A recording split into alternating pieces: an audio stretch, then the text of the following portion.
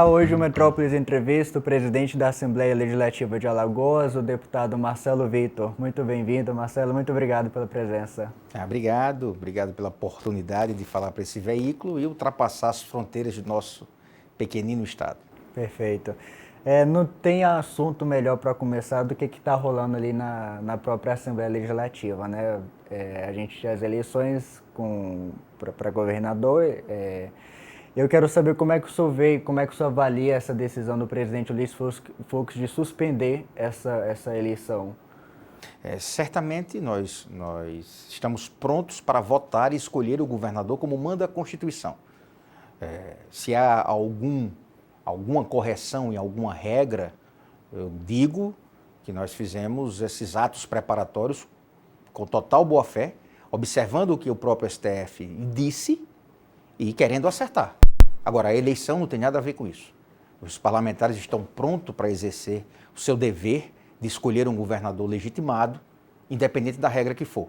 Então, nosso entendimento é que se há de mudar ou de determinar algo, que se determinasse se mantivesse a eleição.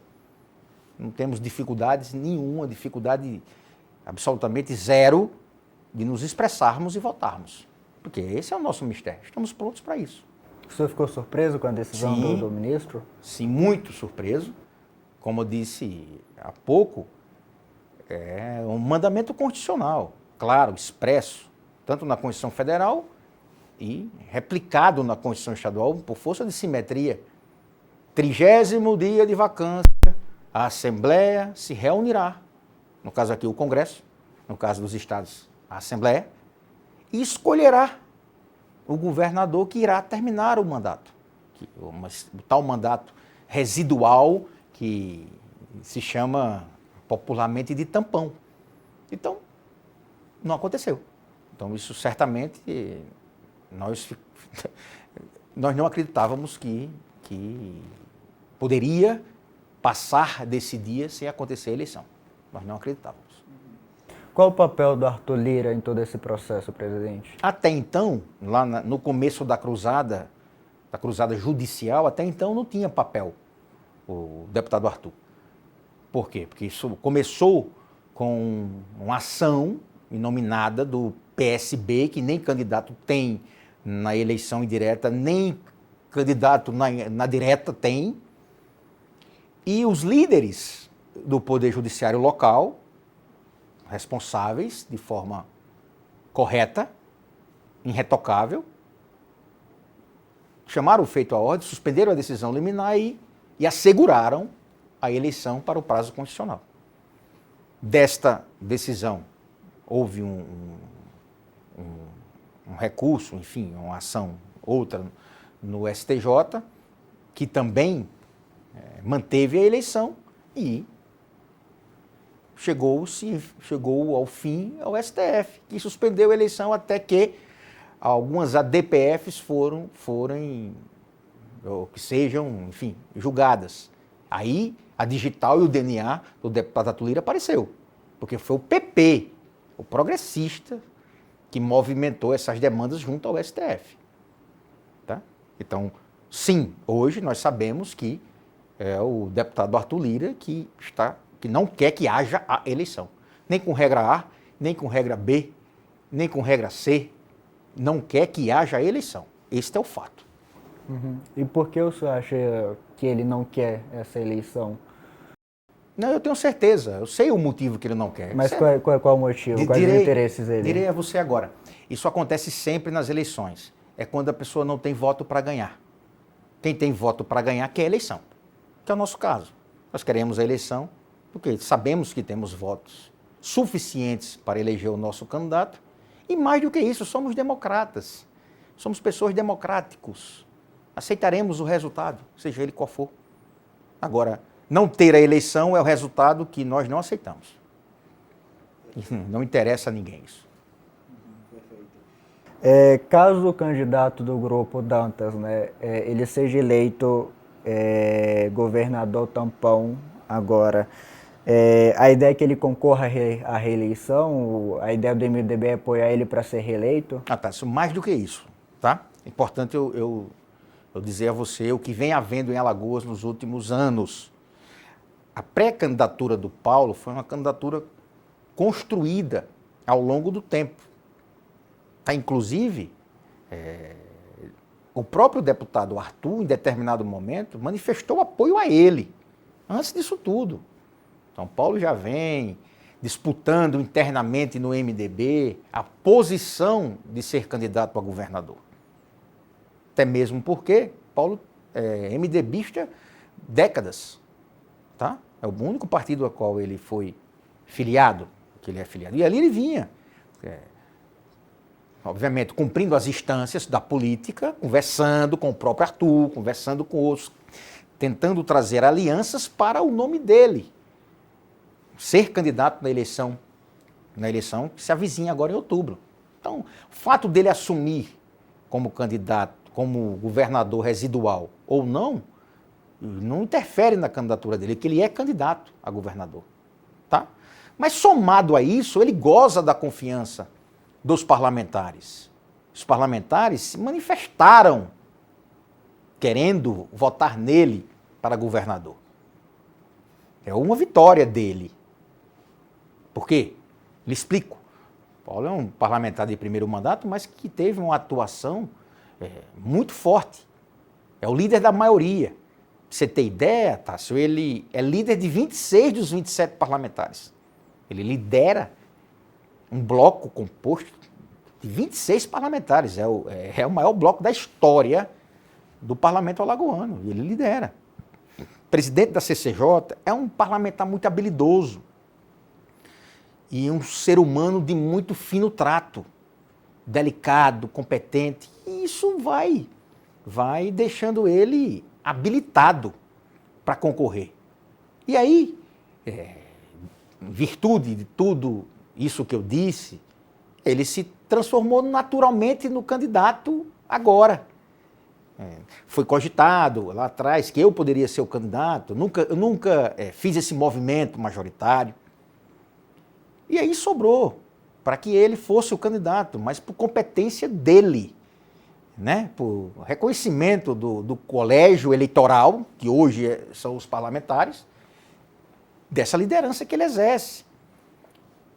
Tudo dentro da regra, dentro da Constituição. E ficamos nos sentindo vilipendiados no momento que a gente foi lá e votar, cumprir esse dever, e fomos impedidos. Para você ter ideia, Tássio, os advogados do PSB aí, o PSB, né? Porque o advogado fala em nome do seu cliente. O PSB solicitou ao juiz de primeiro grau que a Polícia Militar fosse fechar o parlamento na segunda-feira. Isso é inaceitável. Porque todo partido político, a própria legislação, a própria Constituição, quando trata dos partidos políticos, a própria legislação que cria e que regulamenta os partidos políticos, determinam que nós temos que respeitar a democracia, a república, os princípios republicanos. Nunca poderemos atentar contra a democracia. Como é que um partido solicita força policial para fechar um parlamento? Que não existe democracia sem parlamento. O parlamento é a origem da democracia. Então a gente viveu tudo isso. Eu costumo dizer que Alagoas é um pequeno estado, contribui muito pouco para o PIB, tá? Eleitoralmente, para a disputa Bolsonaro-Lula, tem menos votos, talvez, até do que Campinas. Também não contribui, mas tem serviços públicos. Tem gente no hospital, nos hospitais. Precisa da polícia. Precisa da assistência estatal. A máquina não pode ter solavancos, porque isso consome tempo, consome energia para corrigir. E nos preocupa esse estado de ruptura da ordem constitucional. Nós não podemos nos conformar com isso. E a luta agora, nossa expectativa é que o órgão, guardião da Carta Magna, da nossa Constituição, tão falada pelas autoridades que pregam a democracia, mas que nas suas atitudes parecem não pregar, né? Porque a democracia não basta ter discurso, tá? Não basta eu estar falando aqui de democracia. Eu tenho que agir, né? A nossa esperança é que o Supremo Tribunal Federal resolva de uma vez por todas isso, sem nenhum tipo de dúvida, e os parlamentares vão lá e escolham o seu candidato de forma livre, que eles tenham, enfim, que eles queiram votar, né? Com a decisão do presidente Luiz Fux, como é que ficou a Assembleia? Teve alguma mudança nos trabalhos? Deixaram de votar pautas? Como é que está o dia a dia lá na Assembleia? Não, até o momento, não teve Assembleia. Não teve. Porque a Constituição determina que a Assembleia se reunirá para escolher o governador do Estado, não cabendo a esta qualquer outra atitude que não seja escolher o governador. Então ainda temos esse problema para superar. É como se fosse um mandamento assim, olha, vocês se juntem aí e vocês só mexem com outra coisa depois que vocês resolverem o governador, uma vez que o Estado não pode ficar sem governador.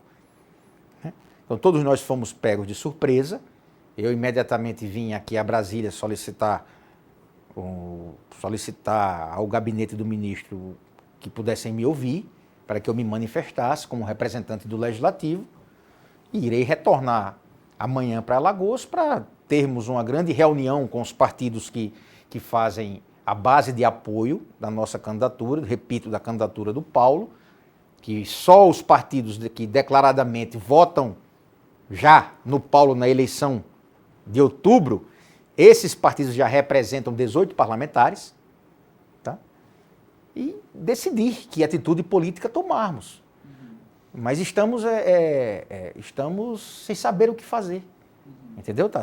Por quê? Porque como nunca houve antes, como nunca houve isso, a gente nunca pensou que poderia haver, nós estamos sem saber o que fazer.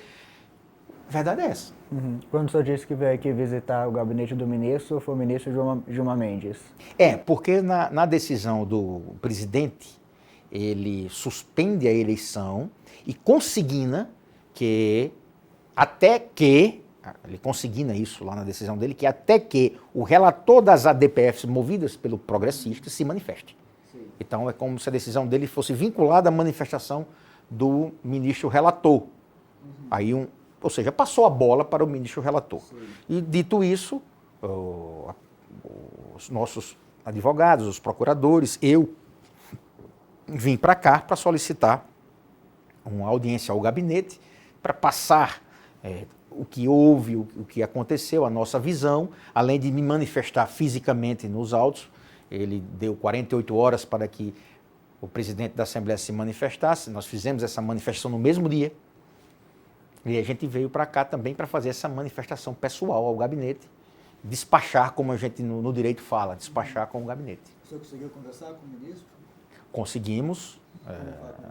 Ele ouviu de forma muito educada, muito republicana, ouviu o nosso apelo e não transmitiu, não adiantou nenhum juízo de valor. Mas ele indicou alguma... Não. Sempre é assim. Essas conversas da parte, né? Que nós somos uma parte, com o julgador sempre não há um indicativo preliminar de julgamento. Às vezes há um questionamento do julgador de algum ponto. Olha isso, me explique sobre isso. Mas nunca eles passam os indicativos do julgamento. Certamente nós confiamos que a eleição vai haver, porque não há outro desfecho constitucional que não seja a eleição. Tá? Qual é o nosso anseio agora? É que seja o quanto antes, no sentido de estancarmos qualquer tipo de hemorragia, qualquer tipo de desconforto político, mais do que desconforto, de desorganização político-administrativa do pequeno estado de Alagoas. Então, a gente anseia e suplica para que a decisão saia o quanto antes. Perfeito, presidente. Queria falar de algum outro assunto diferente agora, mas que o senhor tocou nesse assunto ainda, que é as questões das eleições presidenciais. a Simone Tebet é o melhor nome para ser presidente hoje? Olha, eu sou... A candidata do MDB, do seu eu partido? sou neo-MDBista. O que é um neo-MDBista? Entrei agora, nunca fui do MDB, me filiei ao MDB agora na janela, né? Acho que nem 30 dias, no final da janela, já vai fazer 30 dias. E não me sinto ainda com musculatura partidária para opinar sobre isso. Lá em Alagoas, nós temos já uma posição clara, tá? Que a gente irá votar no presidente Lula. Isso é mais do que claro, é cristalino que nós iremos votar no presidente Lula. Inclusive, temos o apoio do partido do presidente Lula à campanha, à candidatura do nosso candidato. O posicionamento nacional, eu vou deixar para que os líderes do partido no nível nacional decidam. Agora, eu lhe falo, aí já é o simples parlamentar alagoano. Eu digo uma coisa a você. A gente vota em quem o coração manda. Não tem jeito. A política é feita por amor, convencimento. É paixão. Ninguém vota obrigado. Então, nós vamos votar em quem a gente quiser votar. Porque escolher livremente o nosso candidato, se não for a coisa mais importante da democracia, com certeza é a mais bonita. E onde está a sua paixão, presidente? Na política como um todo. Mas na questão da eleição presidencial? Eu sou Lula. Lula? Meu coração é Lula. Eu sempre, na eleição passada, eu votei publicamente eu votava no Lula, mas tiraram o Lula da eleição. Votei no Haddad, apesar de nem conhecê-lo, mas eu já sou Lula antes e serei agora.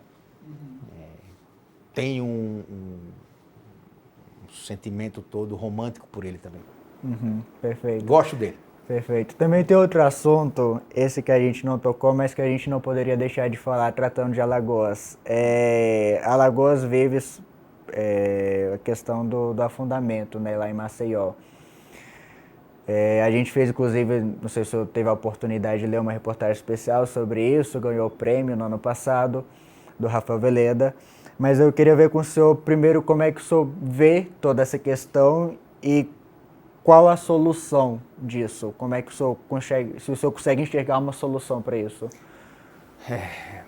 Primeira parte da sua pergunta é dizer que isso é um desastre inacreditável. Né? Quando você passa naquela região, é uma imagem, é um cenário de guerra. Tá?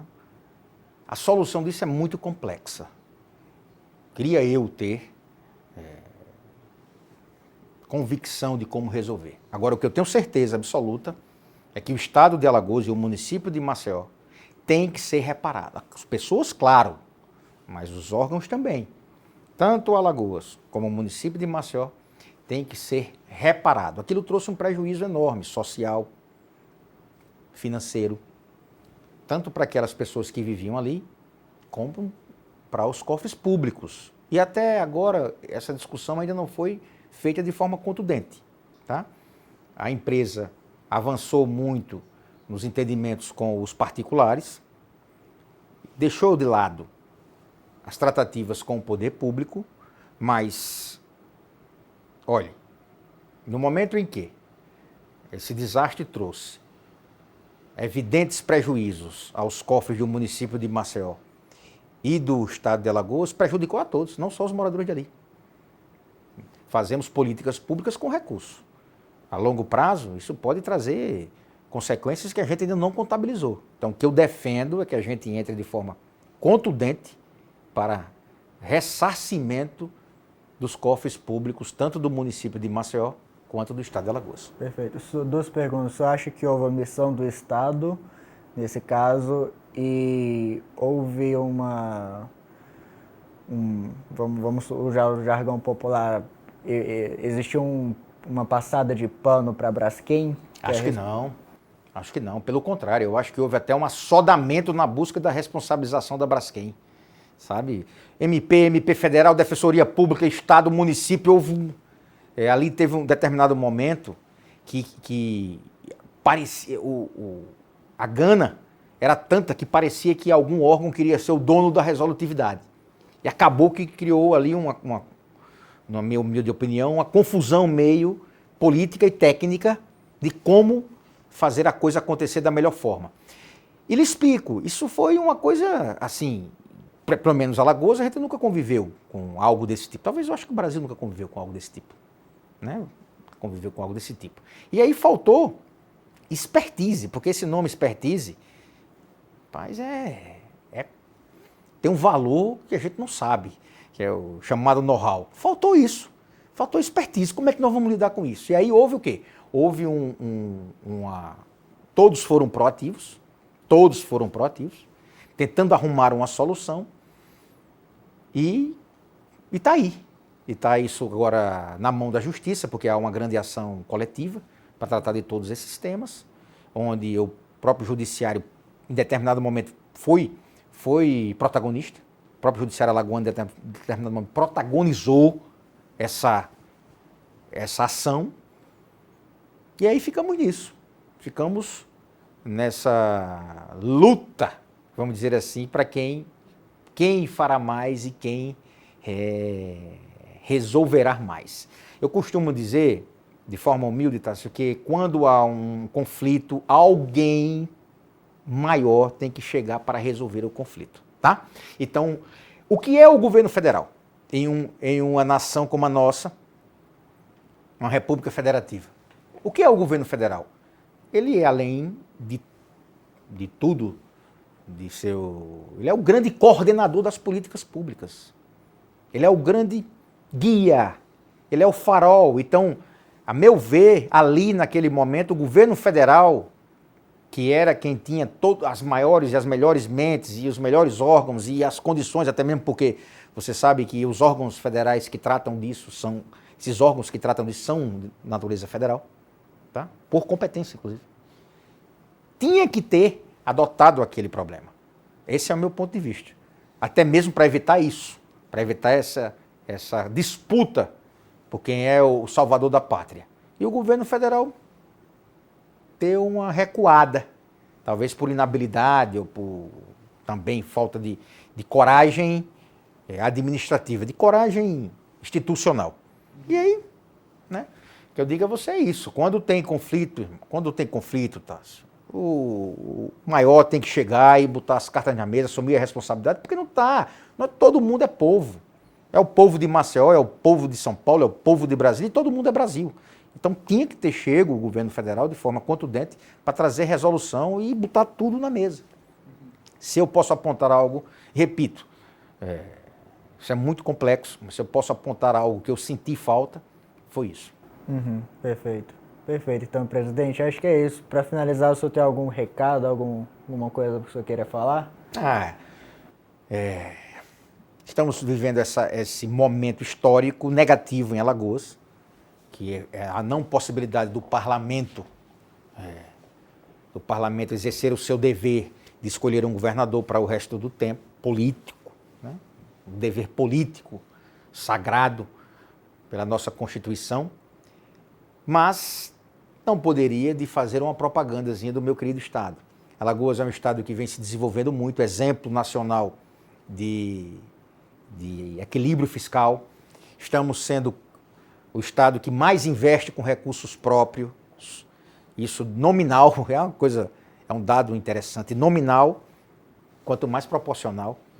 É um estado acolhedor, que adora receber os turistas e convidar todos que vão ouvir essa entrevista para ir a Alagoas, desfrutar da nossa receptividade, das nossas belíssimas praias e levar esse sentimento de alagoanidade.